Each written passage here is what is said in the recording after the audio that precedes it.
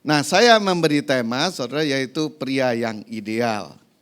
Kalau Bapak Ibu buka YouTube, pria yang ideal itu yang ototnya keker-keker gitu.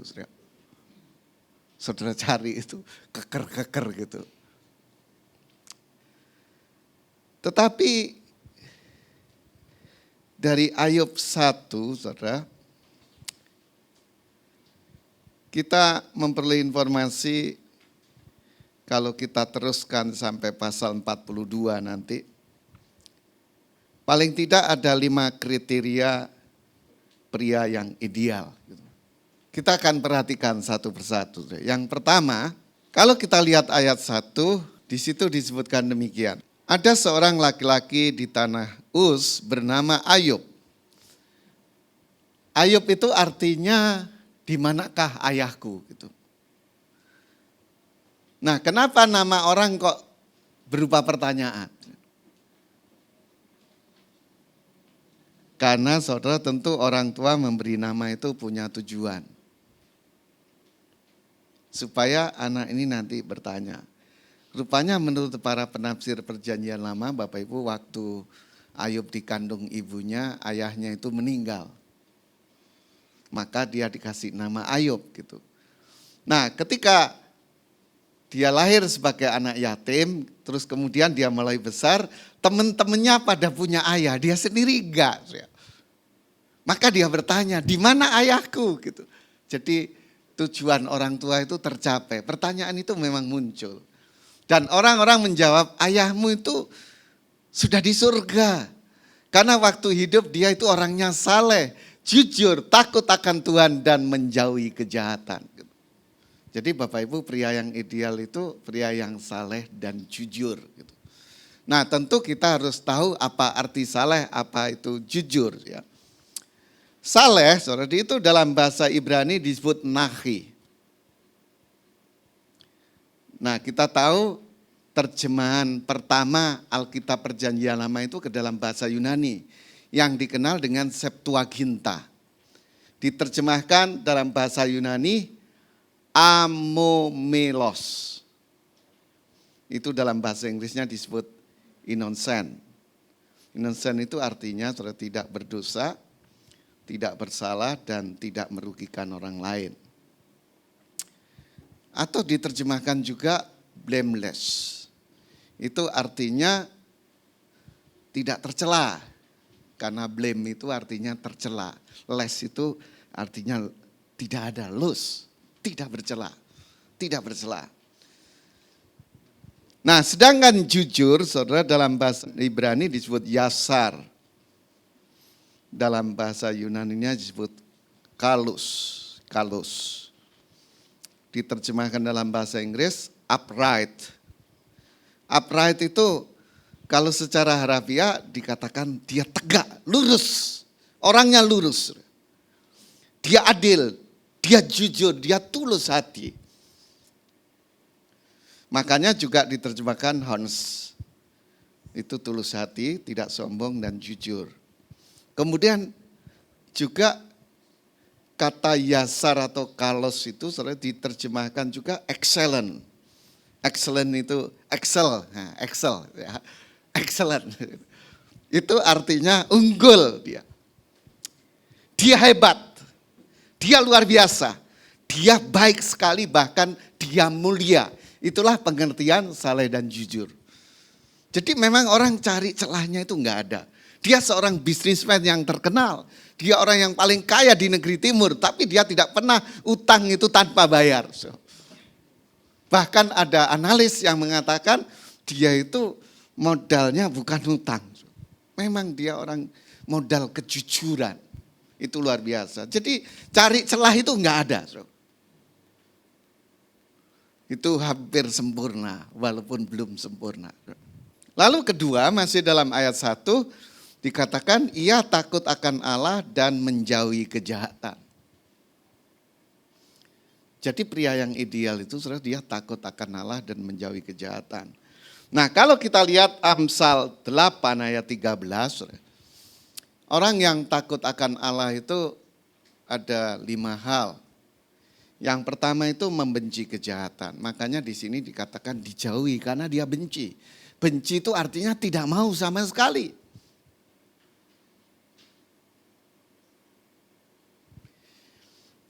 Berarti orangnya baik, tidak jahat.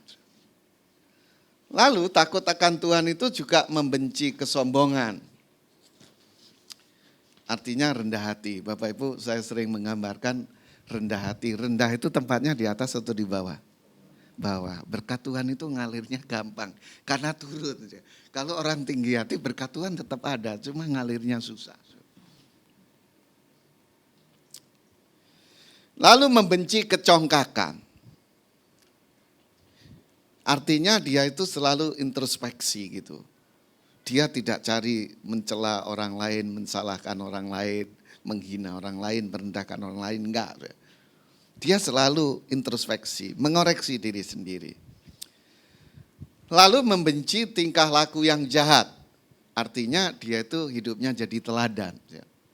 Jadi teladan bagi orang lain. Dan membenci mulut yang penuh tipu muslihat. Dia tidak mau bohong-bohong. Tidak mau nipu.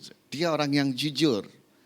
Nah itulah orang Kristen sebagai contoh, itu kehidupan Ayub itu sebagai pria yang ideal. Dia takut akan Tuhan. Kalau orang takut akan Tuhan, Bapak Ibu enggak takut sama istri dia. Kan ada sinetron suami takut istri, suami takut istri.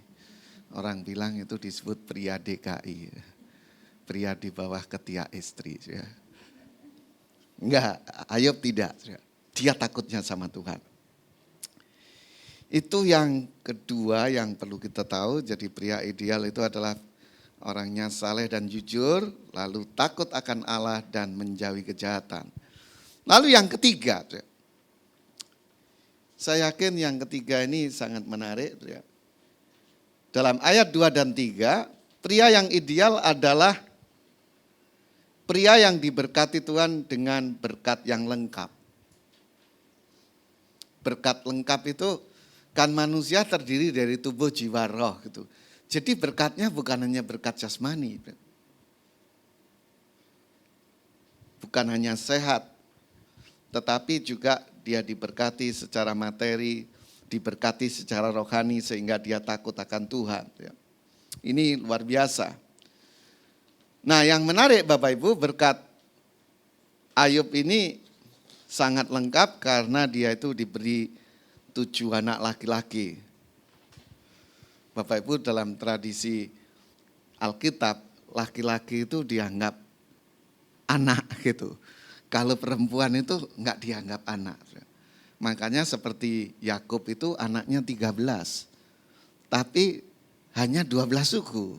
Kenapa? Karena yang satu itu perempuan namanya Dina. Dina enggak masuk marga. Karena boru, boru itu enggak masuk marga. Ya. Itu unik ya. Unik ya. Terus dikasih anak 3 perempuan. Anak perempuan. Jadi jumlahnya 10. Bahkan disebutkan dia itu mempunyai 7.000 ekor kambing domba.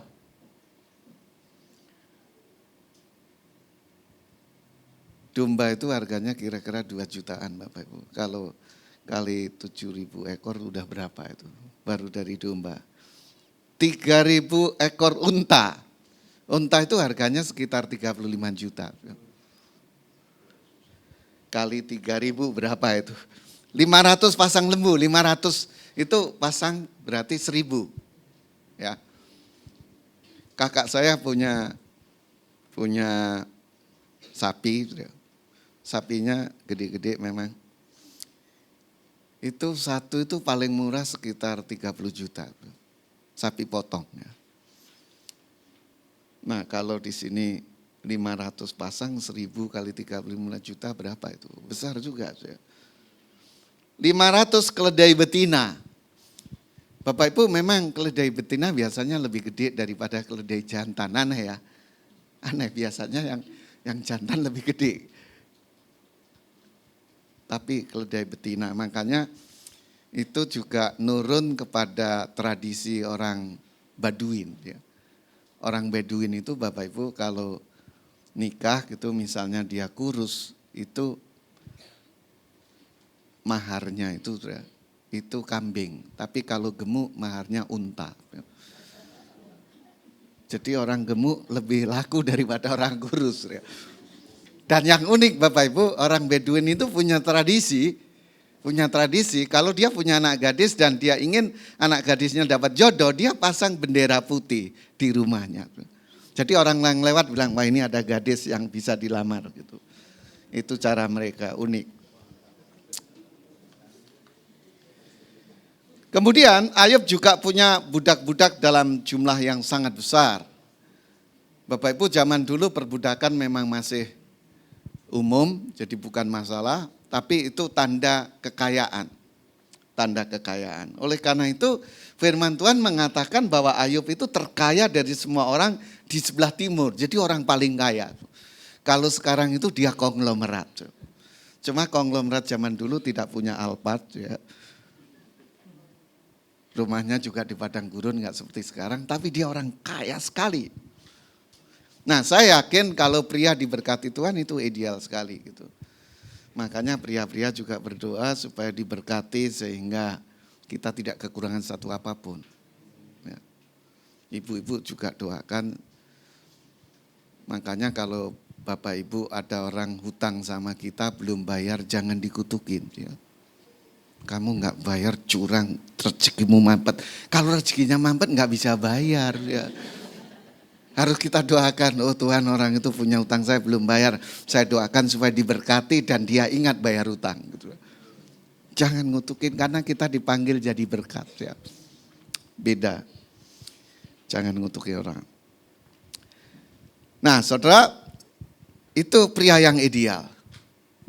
Diberkati secara lengkap. Lalu yang keempat, saudara dalam ayat 5, menarik sekali.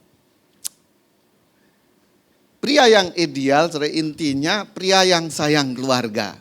Bapak Ibu bayangkan kalau orang kaya, tapi yang disayangi kuntilanak, saya yakin malah petaka. Ya. Pria ideal itu sayang keluarga nomor satu. Nah buktinya apa? Bapak Ibu kita lihat bahwa anak-anak Ayub itu suka pesta dalam ayat 4. Pesta, terus dari rumah ke rumah mereka suka berkumpul. Terus makan, minum, itu yang diceritakan. Ya.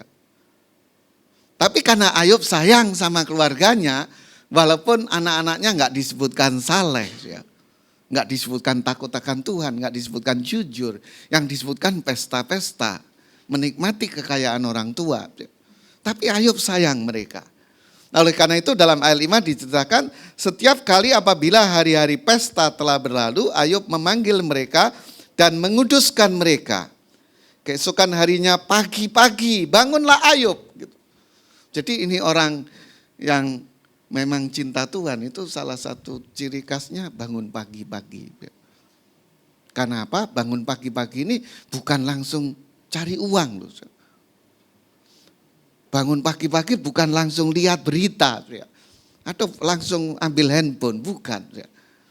Bangun pagi-pagi apa yang dia lakukan, saudara? Lalu mempersembahkan korban bakaran sebanyak jumlah mereka sekalian.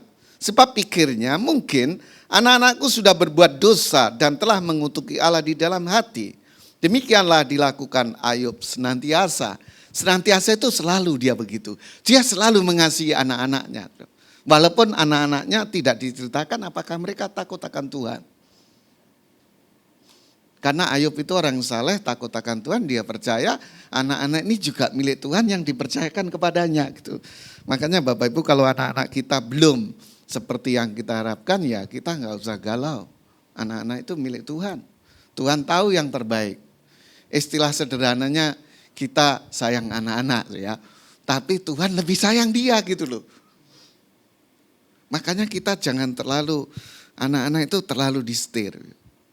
Kita doakan, kita arahkan, kita nasihati.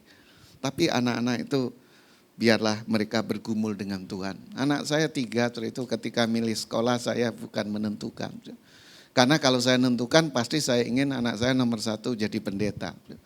Supaya bisa doakan orang tua, ya kan, takut akan Tuhan. Nomor 2 jadi dokter. Supaya kalau sakit ya nggak usah ke dokter lain ya anaknya. Nomor 3 jadi pengusaha supaya punya duit gitu. Itu kalau mau saya gitu. Jadi lengkap ya kan. Tapi saya selalu berdoa, serahkan sama Tuhan. Apa yang Tuhan mau gitu. Karena saya sayang anak-anak. Ya tentu setiap orang sayangnya itu beda-beda. Kadang-kadang ada orang sayang anak itu seperti burung di sangkar emas gitu. Yang penting kamu saya cukupi.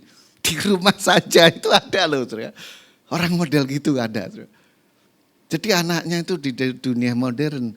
Karena dunia modern terus sistem komunikasi udah begitu canggih. Orang tua itu menganggap anak-anaknya masih soleh, masih taat di rumah. Padahal anak-anak itu sudah menjelajahi dunia. Dia tidak tahu itu. Karena dengan cara kuno, tidak ada perkembangan. Menarik sekali, saudara. Nah, sekarang yang terakhir kita lihat, saudara, pria yang ideal. Dalam ayat 6 sampai pasal 2:13, nanti akhirnya sampai pasal 42. Ternyata, Bapak Ibu kita harus tahu, Ayub yang saleh, yang jujur, yang takut akan Tuhan, yang menjauhi kejahatan, yang sayang keluarga. Ternyata menghadapi masalah yang super berat. Mungkin ini tragedi paling fatal yang dihadapi manusia. Kalau kita yang hadapi mungkin kita gila. Kenapa? Karena diceritakan dalam ayat 13-15 itu memang ayat 6 sampai 12 itu iblis datang. Iblis datang. Ngeri ya. Orang yang salah itu didatangi iblis. Terus kemudian Ayub yang tadinya kaya, dia punya sapi dan keledai yang begitu banyak, itu dirampok. Dirampas. Tentu zaman dulu nggak pakai senjata, nggak ada dolar. Ya. Dirampok. Nah setelah itu saudara, jadi Bapak Ibu kita lihat iblis itu bisa memakai orang untuk njahatin anak-anak Tuhan. Makanya Tuhan Yesus katakan waspadalah terhadap semua orang. Waspada itu bukan curiga. Bukan curiga. Kalau saya sudah lama, sudah saya ngerti misalnya saya mimpin sekolah itu lama sekali Bapak Ibu. Mulai 86 saya mimpin sekolah.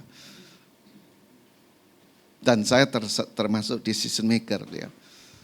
Saya lihat mahasiswa itu unik. Ada yang memang susah. Ya. Memang susah, dia memang terpanggil untuk melayani Tuhan. Gitu. Tapi ada yang pura-pura susah. Ya. Nggak bisa bayar, minta keringanan, minta beasiswa, minta kelonggaran. Gitu. Tahu-tahu laptopnya baru. Tahu-tahu handphonenya ganti. Gitu, ya. Tahu-tahu pakaiannya mewah. Ya. Seperti itu ada. Ya. Nah kalau Ayub, saudara, dia memang mengalami problem yang berat karena iblis campur tangan dan iblis bisa pakai orang-orang seperti Seba yang menyerang dan merampas harta. Lalu iblis juga pakai api yang menyambar, petir gitu. Ayat 16. Sehingga kambing dombanya dan penjaga-penjaganya mati semua. Habis. Kemudian ada juga orang-orang Kasdim. Dia membentuk 3 pasukan, jadi berkelompok. Ada yang perorangan, ada yang kelompok kejahatan. Lalu menyerbu unta-unta, merampas serta memukul penjaga-penjaganya dengan mata pedang. Ini pekerjaan iblis sangat jelas. Kemudian dalam ayat 18, angin ribut gitu. Jadi iblis bisa pakai angin ribut juga. Pakai angin ribut. Akhirnya 10 anak Ayub meninggal seketika. Wah kalau kita gila beneran ini. Ya. kalau kita udah nggak ngerti.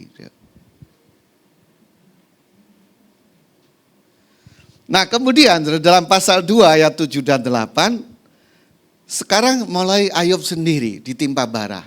Mulai dari ujung kepala sampai ujung kaki. Dan itu busuk sekali Bapak Ibu. Ngeri. Ngeri sekali. Sampai batu kepalanya itu kelihatan, dikerok-kerok dengan beling gitu. Kita bayangkan sehat aja dikerok beling sakit, apalagi sakit. Itu ngeri, tragedi yang paling parah. Nah yang sangat berat, tinggal satu harapan itu istri. Karena istri itu penolong. Ternyata istrinya itu meradang. Dia tidak tahan melihat kenyataan seperti itu. Karena selama ini istrinya bergantung sama suami, karena suaminya kaya, suaminya baik. Saya itu pernah dimintain doa anak muda. Maju ke depan, cewek ini. Minta doa apa? Pak doain saya supaya dapat jodoh yang takut Tuhan. Oke bagus. Soalnya saya masih jauh dari Tuhan, biar dia ngerti saya. Oh kurang ajar kamu sebenarnya. Dia kepingin dapat suami yang takut Tuhan, dia sendiri jauh dari Tuhan. Kurang ajar itu. Nah, ini kira-kira istri Ayub itu kayak gitu. Dia lihat Ayub orangnya baik, cinta Tuhan, soleh, jujur, kaya lagi. Seneng dia. Jadi imannya istrinya ini kepada Ayub, kepada harta benda. Maka ketika Ayub sakit, harta bendanya habis, dia bilang sama Ayub, kamu masihkah setia sama Tuhan? Kutuki Tuhan, laku bunuh diri saja kamu. Ngeri banget Bapak Ibu. Ngeri banget. Ayub mengalami penderitaan yang sangat berat. Yang belum pernah diderita oleh siapapun.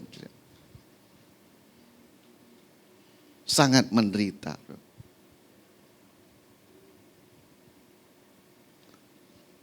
Orang yang paling kaya menjadi paling miskin. Itu tidak gampang. Tapi karena Ayub ini pria yang ideal Bapak Ibu. Dia takut akan Tuhan itu memang serius gitu loh. Makanya yang sangat menarik Bapak Ibu, dia punya kekuatan. Ayub punya kekuatan. Apa kekuatan Ayub? Dalam ayat 21 dikatakan demikian Bapak Ibu. Dengan telanjang aku keluar dari kandungan ibuku. Apakah Bapak Ibu dulu waktu lahir sudah pakai baju? Ayub sadar ini.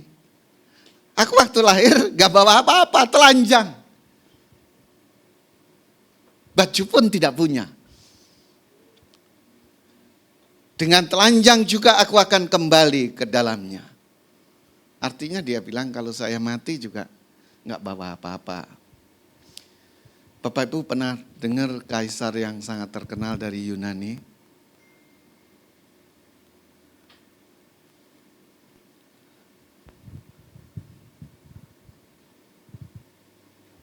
Pernah dengar Bapak Ibu? Itu yang menguasai dunia.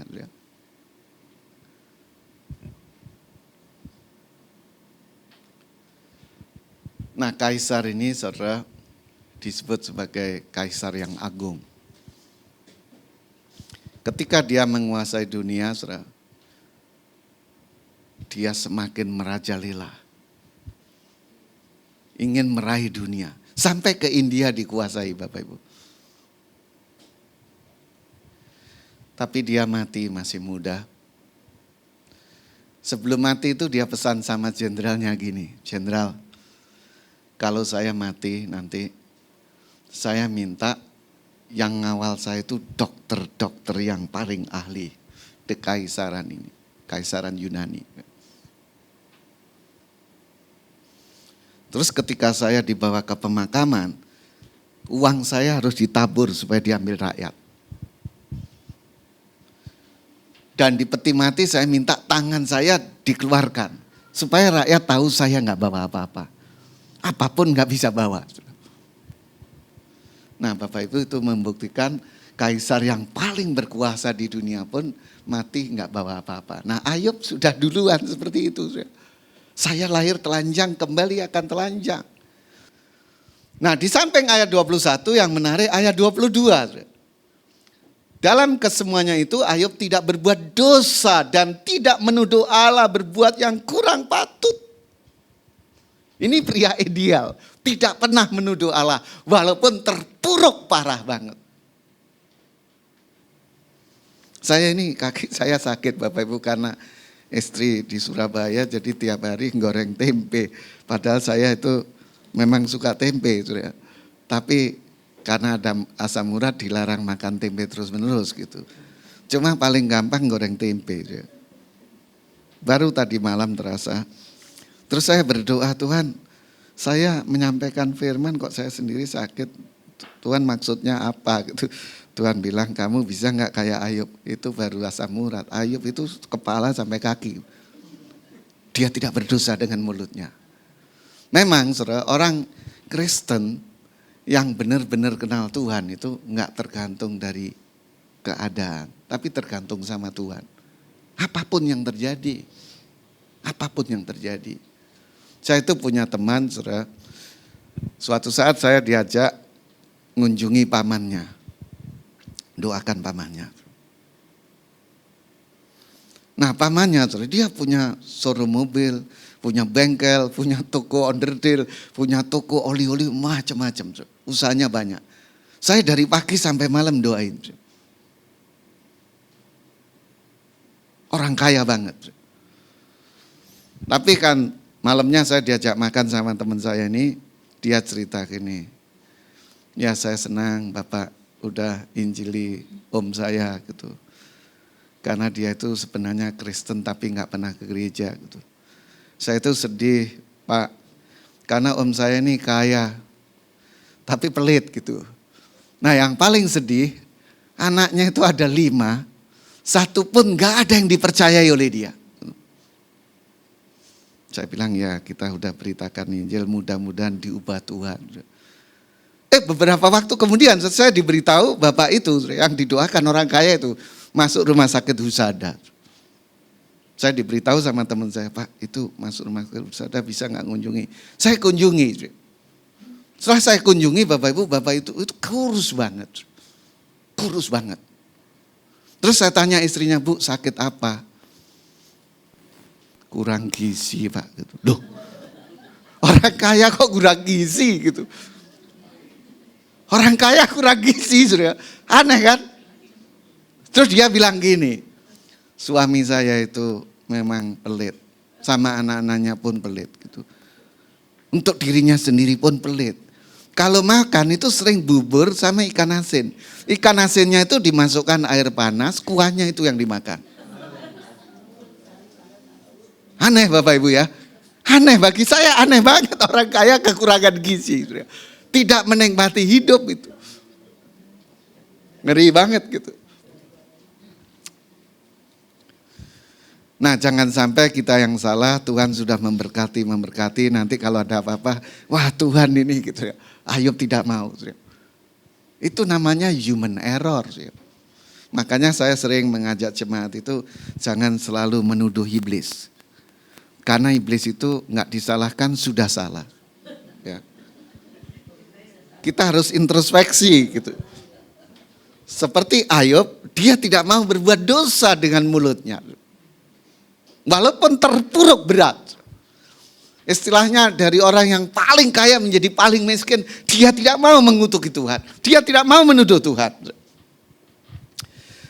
Terus dalam pasal 2 ayat 10, ketika istrinya bilang, kamu bunuh diri aja, kutuki Tuhan. Terus dia bilang gini, memang di Alkitab dikatakan kamu seperti perempuan gila gitu. Tapi sebenarnya dalam bahasa aslinya kamu itu bicara tidak senonoh gitu. Ya. Apakah kita mau menerima yang baik dari Allah tetapi tidak mau menerima yang buruk? Ini dari segi tata bahasa. Itu yang buruk dari Tuhan. Kenapa? Karena yang buruk dari Tuhan, Tuhan itu selalu bekerja untuk mendatangkan kebaikan.